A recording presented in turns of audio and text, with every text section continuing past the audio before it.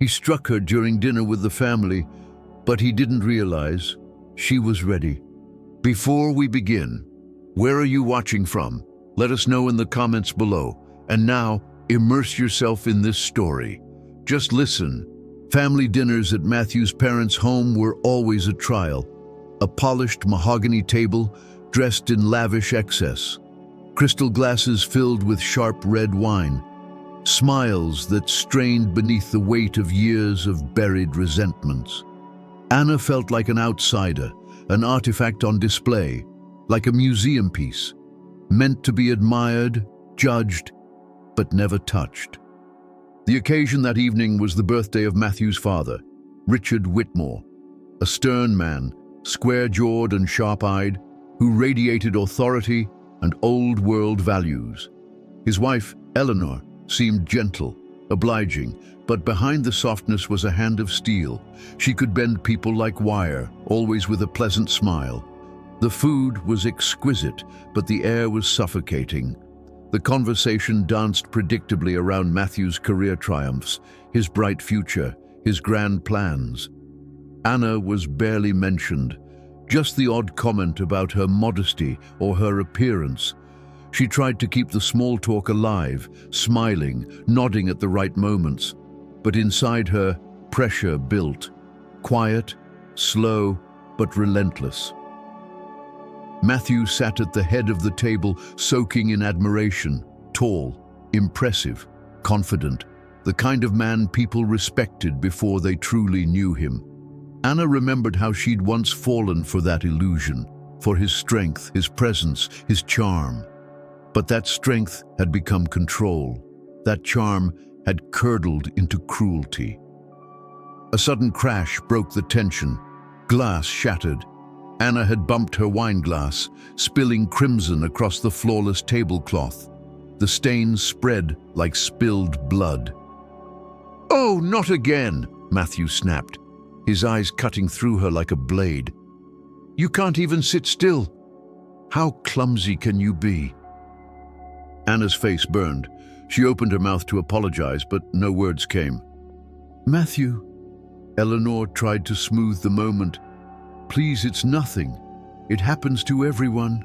"No, Mom," he interrupted coldly, not looking away from Anna. "That doesn't happen to normal people. She's always clumsy." Anna bowed her head, holding back tears. She knew better than to speak. To challenge him would be dangerous. But today was different. Today, she was ready. The silence deepened. Richard Whitmore watched without emotion, as if this were a familiar performance. Eleanor fidgeted with her napkin. Suddenly, Matthew stood and grabbed Anna's hand. "Let's go," he growled, pulling her toward the hallway. "I need to talk to you." She tried to free herself, her voice low, pleading. "Matthew, let me go." "I said, let's go," he shouted, and then his hand rose. The slap came fast and brutal. Pain exploded across her cheek. The world spun. She staggered but stayed standing. The room fell into dead silence. Richard and Eleanor looked away, trained by habit. They didn't interfere. They didn't react. They had seen it before. But Anna did not cry. She smiled, cold, composed, controlled. She lifted her head, stared straight into Matthew's eyes and whispered, "That's enough." He froze. He expected tears, a breakdown, the old fear in her eyes. But he saw none of that. He saw something far more dangerous, resolve. "What did you say?" he asked, stunned. Anna didn't answer. She turned and walked away, leaving him and his parents in stunned silence. Outside, the air was sharp and clear. She remembered the first time he'd hit her, a year after the wedding. A petty argument became a shouting match, and then his hand struck her face. He dropped to his knees afterward, begging for forgiveness. She believed him. She wanted to believe. She hoped he would change. But the cycle only deepened. Insults, shoves, slaps, bruises, and always he had a reason. Work stress, family pressure, her attitude, and always she blamed herself. Maybe if I smiled more, talked less, walked quieter.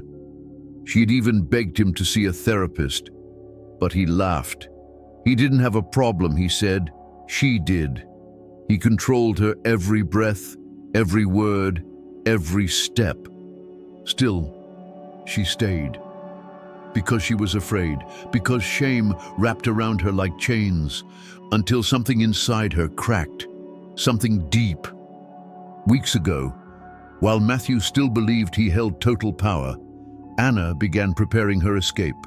She kept her face blank, her voice soft, but inside, a quiet storm brewed, and she started recording every insult, every threat, every bruise. Her phone became her witness, her secret shield, because one thought gave her strength. If I have a daughter, I will not let her live this. She began collecting evidence, audio files, hospital records. Every time she lied to a nurse about falling downstairs, she filed the paperwork like a weapon. She told no one, until one day she called Catherine. Catherine, her friend, her lifeline. A successful attorney with a spine of steel and a heart that never wavered.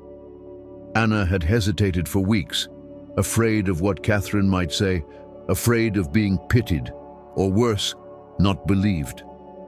But one night, trembling, she made the call. Her voice cracked. Her pain poured through the phone. Catherine didn't interrupt. She just listened. And when Anna finished, barely holding herself together, Catherine spoke just 3 words. I'll help you.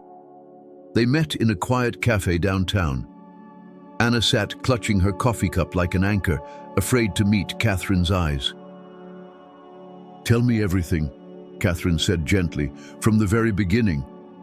So she did. Haltingly, with long silences and trembling fingers, Anna spoke of the man she'd once believed was perfect. How the kindness faded into jealousy, how the passion curdled into control. The screams, the silence, the fear, the bruises. Catherine never looked away. She asked careful questions. She wrote things down. When Anna finished, the silence between them was heavy, but it wasn't empty. Do you have any proof? Catherine finally asked.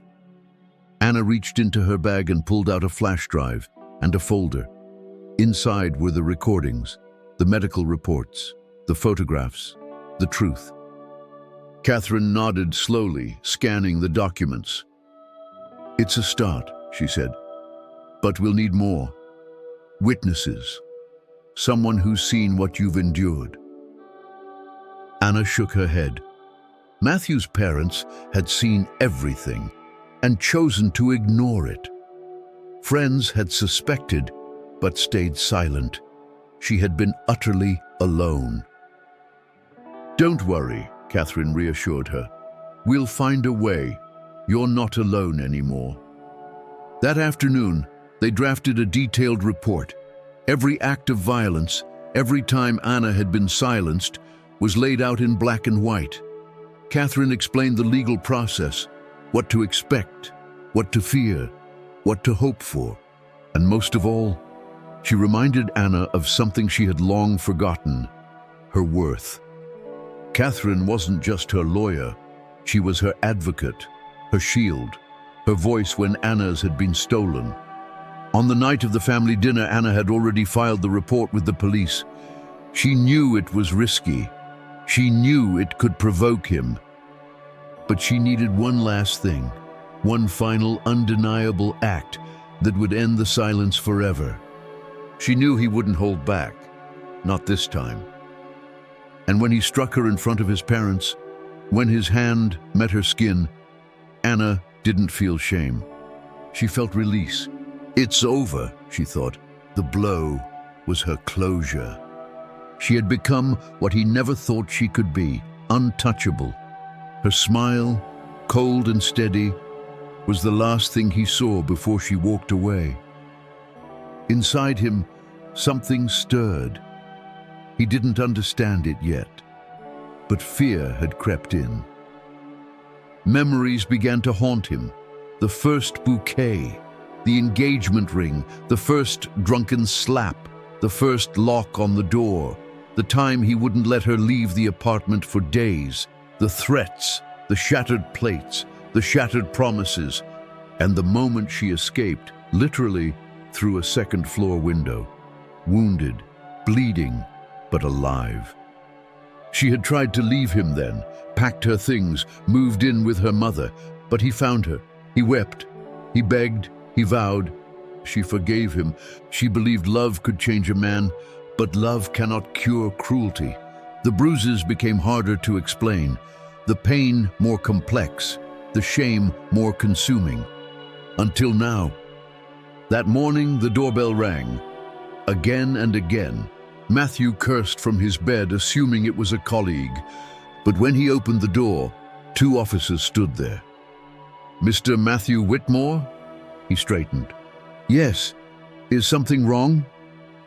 "Please come with us. You'll be giving a statement at the station." Panic flickered. "What is this? Some mistake?" He argued, demanded an explanation, but the officers were silent, resolute.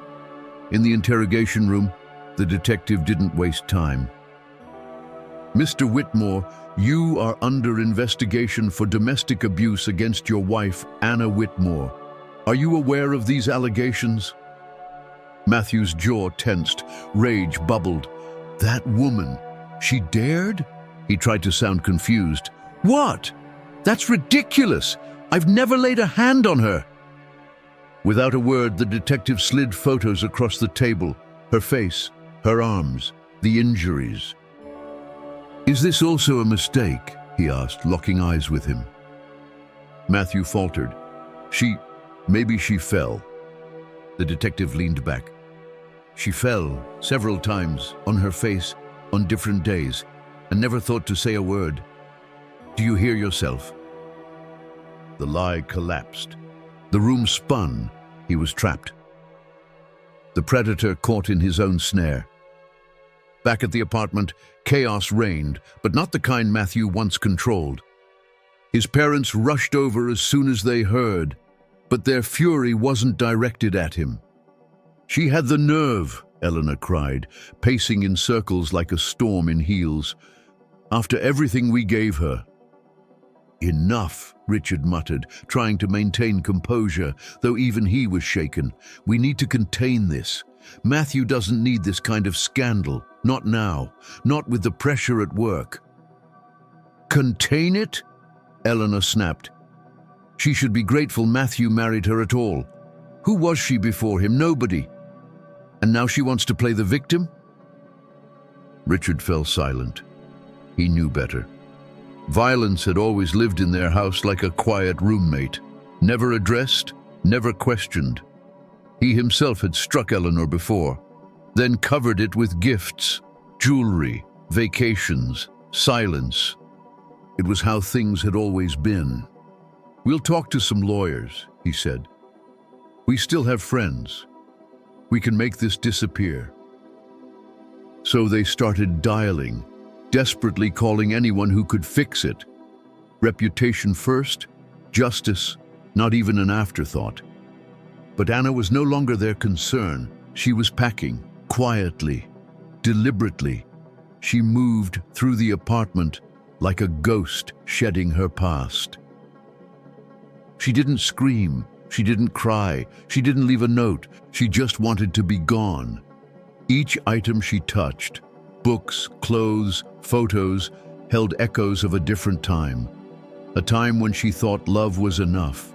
A time when she believed pain was the price for closeness.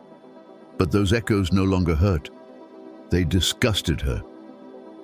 She zipped the suitcase, stood in the middle of the room, looked around one final time. Nothing left to mourn. She opened the door and walked out, without looking back. Meanwhile, at the station, Matthew sat behind bars. He was hollow, defeated, disbelieving. He had spent his life thinking he was untouchable, that rules didn't apply to him. that apologies were currency, that fear was loyalty. Now he was just another man in a cage, and this time no one was coming to save him. He had lost everything, his family, his future, his image. And it was all because of her, the woman he once thought he owned. He remembered Anna's soft voice, her lowered eyes, her silence. He mistook those things for weakness. But she'd been biding her time. She had found her strength not in anger, but in resolve. And now, he was paying the price. For the first time in his life, Matthew Whitmore was alone. And for the first time, he realized it was no one else's fault. He had done this. He had destroyed himself. Anna stepped into the sunlight outside. The air smelled clean. The sky stretched wide and blue above her. She felt free, like a bird no longer flinching at the cage door but flying through it. She smiled, not a triumphant smile, but a quiet one, a smile of beginning, because now everything ahead of her was hers. Yes, there would be hard days. Yes, there would be pain. But for the first time in years, she wasn't afraid. She was strong, she was ready, and she had hope. If you've ever felt powerless, unheard, trapped in a story that doesn't belong to you, know this: there is a way out. Your silence doesn't have to be permanent. Your strength may be hidden, but it's there, waiting. You are not alone. And sometimes the first step to reclaiming your life is simply saying, "That's enough." Now, before you go, there's something you need to know. A recent discovery, a rare purple shell found in nature, has been shown in new research to potentially triple your fat-burning ability, even while you sleep. No strict diets, no exhausting workouts, just nature doing what it was always meant to do. If you're ready to take back your energy, your confidence, your body, head to the video description now. What you'll find there could be the beginning of your own transformation, because this story, yours, is just getting started.